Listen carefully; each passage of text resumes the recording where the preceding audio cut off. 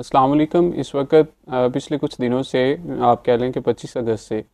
पाकिस्तान के अंदर एक कंडीशन जो चली आ रही है सोशल मीडिया पे, स्पेशली बहुत बड़े बड़े कंटेंट क्रिएटर जो है वो एक ही बात पे फोकस कर रहे हैं। वो थी मिर्ज़ा मोहम्मद अली इंजीनियर की गिरफ़्तारी। अब मिर्ज़ा मोहम्मद अली इंजीनियर की जो गिरफ़्तारी हुई उसके पीछे कौन से अवामिल शामिल थे, ब्रीफली उसको हम एक्सप्लेन करते हैं, क्योंकि उनकी गिरफ़्तारी से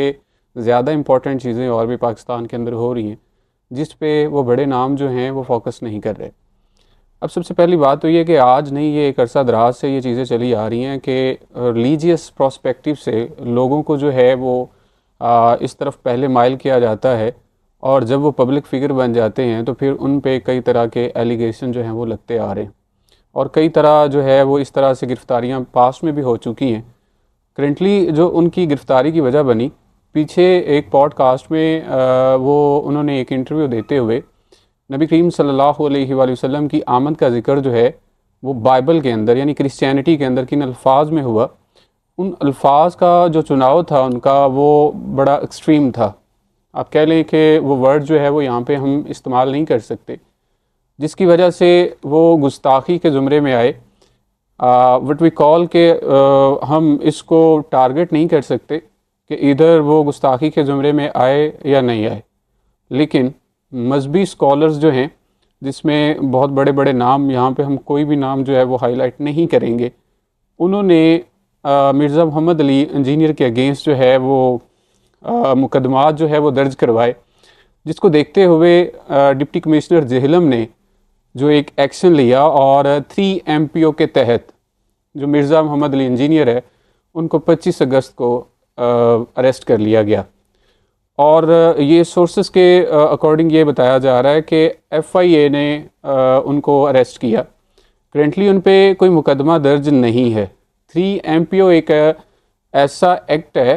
कि अगर किसी एक पर्सन की एक्टिविटी की वजह से पब्लिक के अंदर जो है वो इंतशार फैले या बदमज़गी हो, उसको कंट्रोल करने के लिए उस शख्स को जो है वो अंडर ऑब्जर्वेशन रखा जाता है। अभी करेंटली उन पे कोई किसी किस्म का इस तरह का मुकदमा नहीं हुआ। इन फ्यूचर कोई मुकदमा हो जाए या वो एलिगेशन साबित हो जाए तो हो सकता है कि उन पे मुकदमा जो है वो दर्ज हो जाए। वो फ़र्स्ट टाइम जो है वो अरेस्ट नहीं हुए, 2020 में भी वो अरेस्ट हुए, उससे पहले गालबन 2023 में भी उन पे जो है वो कुछ मुकदमा जो है वो हुए थे। इट्स मीन कि आप कह लें कि उनके इस वक्त मिलियन की तादाद में जो है वो फॉलोअर्स हैं और वो पब्लिक फिगर बन चुके हैं, लोग उनकी आवाज़ सुनते हैं। तो ऑब्वियस है जब वो एक्सट्रीम अप्रोच रखेंगे सोशल मीडिया के दौर के अंदर वो चीज़ें हाईलाइट होंगी और बाद में यही चीज़ें उनके लिए वबाल जान भी बन सकती हैं। इन फ्यूचर इस पे इन्वेस्टिगेशन जो है वो हमारे अदारे और मजहबी स्कॉलर्स जो हैं वो कर रहे हैं। देखते हैं कि इसके रिज़ल्ट्स जो हैं वो क्या निकलते हैं। लेकिन दूसरी साइड पे अगर आप देखें, पाकिस्तान की जो करंट सिचुएशन चल रही है, यू नो वेरी वेल कि इस वक्त मूनसून का सीज़न जो है वो एक्सट्रीम है और फ्लड की कंडीशन जिसकी तरफ हमारा मेन फोकस होना चाहिए था या हमारे सोशल मीडिया कंटेंट क्रिएटर्स का मेन फोकस होना चाहिए था, उस पर कोई बात नहीं कर रहा। इस वक्त हाली का शिकार हो चुका है वो आपके सामने है। करेंटली जो FFD की रिपोर्ट जो हमारे सामने आई है उसके अकॉर्डिंग जो है वो इस वक्त रावी जो है, द्रावी है, जेहलम है और सतलुज है, इनमें एक्सट्रीम लेवल का जो है वो फ्लड आ चुका है। और कई देहात ऐसे हैं जो अपनी जगह से रीलोकेट हो रहे हैं, वो अपने मवेशियों को लेके एक जगह से दूसरी जगह जो है वो रीलोकेट हो रहे हैं। अब इन मामलात को हाईलाइट करने की बजाय हम जो है वो TRP के पीछे भाग रहे हैं, या हमारे सोशल मीडिया कंटेंट क्रिएटर जो हैं वो TRP के पीछे भाग रहे हैं। जो इस वक्त लोग जिन मामलात का शिकार हो रहे हैं, जो ग्राउंड रियलिटी है, वो उन्हीं लोगों को पता है कि इस वक्त उनके पास आप ऐसे कह लें कि अपने मवेशियों को डालने के लिए चारा नहीं है, अपने घर को सिक्योर करने के लिए उनके पास रिसोर्सेज नहीं है। एक जगह से दूसरी जगह ये हमारी अथॉरिटीज़ की जानब से ये क्लेम तो कर दिया जाता है या वार्निंग तो जारी कर दी गई कि आप एक जगह से दूसरी जगह जो है वो नकल मकानी करें, लेकिन ना तो उनको प्रॉपर जो है वो रिसोर्सेज प्रोवाइड किए जा रहे हैं, और ना जो है वो प्रॉपर उनके पीछे जो सपोर्ट है वो मौजूद नहीं है। आप देखिएगा कि इन फ्यूचर जो है इस फ्लड की मद में हम जो है फंडिंग बहुत ज़्यादा इकट्ठी कर लेंगे और जो गरीब इस फ्लड का शिकार होंगे उन तक जो है वो कुछ भी नहीं पहुंचेगा। करंट जो फ्लड की सिचुएशन है उसकी जो इस वक्त आज की डेट के फैक्ट्स एंड फिगर्स हैं वो आप इस स्क्रीन पे देख सकेंगे और प्रॉपर जो है वो कितनी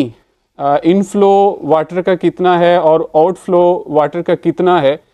हर हेड का और हर रिवर का जो है वो स्क्रीन पे जो है वो हम चला देंगे। वो आप उससे देख के इस बात का अंदाज़ा लगा लेंगे कि इस वक्त फ्लड की कंडीशन जो है वो कितनी एक्सट्रीम पकड़ रही है और हम एलिगेशन जो है स्टिल जो है वो दूसरों पे लगा रहे हैं। बजाय ये कि हम लॉन्ग टर्म जो है फ्यूचर प्लानिंग करते, हम अपने डैम्स की डेवलपमेंट की बात करते या हमारे पास जो है वो प्रॉपर एक प्लान होता, आज भी हम ब्लेम गेम जो है वो खेल रहे हैं कि आज जो है वो विदाउट प्रॉपर इंफॉर्मेशन या विदाउट इंटेलिजेंस जो है वो इंडिया ने पानी छोड़ दिया। इंडिया ठीक है वो हमारा एक आफ्टर पार्टीशन जो है वो हमारा दुश्मन तो है, लेकिन हम अपनी नाअहली को इन चीज़ों के पीछे छुपा रहे हैं। आज हमारी ब्यूरोक्रेसी सो रही है, आज हमारे इंटेलेक्चुअल्स हो रहे हैं। उन्होंने कभी भी हमें लॉन्ग टर्म जो है वो पॉलिसी ना पहले दी ना वो अब दे रहे हैं, जिसकी वजह से हर साल जो है ये गालबन 1988 के बाद एक एक बड़ा लंबा अरसा अबाउट मोर देन 27 ईयर के बाद ये कंडीशन पाकिस्तान के अंदर जो इस वक्त चल रही है वो आपके सामने है। पहले ये सैलाब की कंडीशन जो है वो 1988 में हुई, अब जो है वो 2025 में, लेकिन सिचुएशन के अकॉर्डिंग जो हमारा लाहे अमल है, फ्यूचर प्लानिंग है, वो ज़ीरो है। और हो सकता है कि अल्लाह ना करे आने वाले दिनों में या हर साल जो है वो हमें इन्हीं कुदरती आफात का सामना रहे जब तक हम इसकी प्रॉपर प्लानिंग नहीं कर लेते। फॉर गॉड सेक जो हमारी ब्यूरोक्रेसी है या हमारे इस वक्त एक्टिव जो गवर्नमेंट है वो इस चीज़ पे फोकस करे कि एटलीस्ट ये जो हमारे मामलात अभी चल रहे हैं